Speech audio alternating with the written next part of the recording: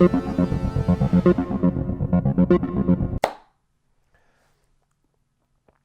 everybody, so last night I was watching Halloween 2. Well, I watched Halloween 1 1978, and I watched Halloween 2 last night.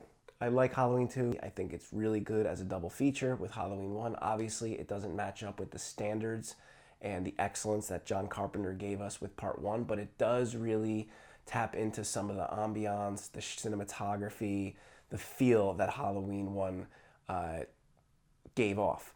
But just a quick idea and thought that I had, and maybe I was just really tired, maybe it was just late, but it hit me.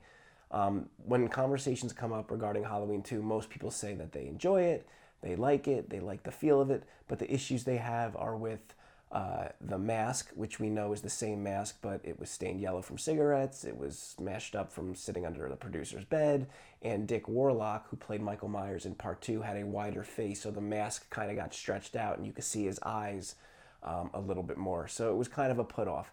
But the biggest criticism of Michael Myers is the way he walks in Part 2.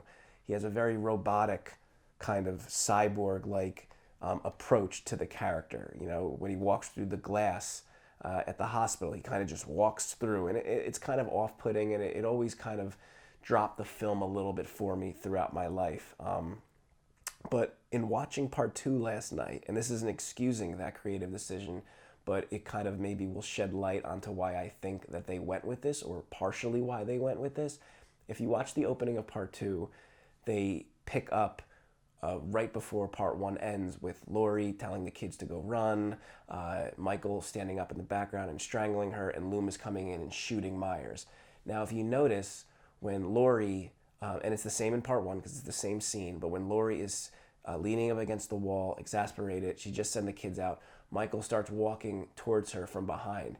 And I noticed that the way he walks towards her is very similar to the way Michael walks in Part 2.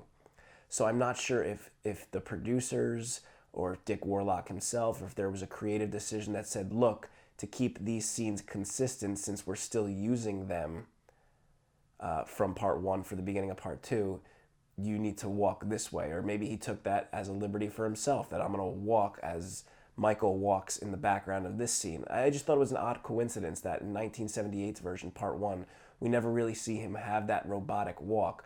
But in that one instance where he's approaching Laurie, there is a very similar look that Michael has when he approaches her as Dick Warlock's interpretation of Michael has throughout the rest of the movie in Part 2. So it's just, I may be completely wrong. This may be looking way too into it, but that's what these discussions are for, and that's what movies are for. It just, we crack open the chest of, idiosyncrasies, writing decisions, creative decisions. And we love these movies and these franchises so much that we're willing to talk about the most minutiae details in regards to them. Two girls and a boy. Police are searching the entire area believed to be at large in Haddonfield. This is Robert Mundy.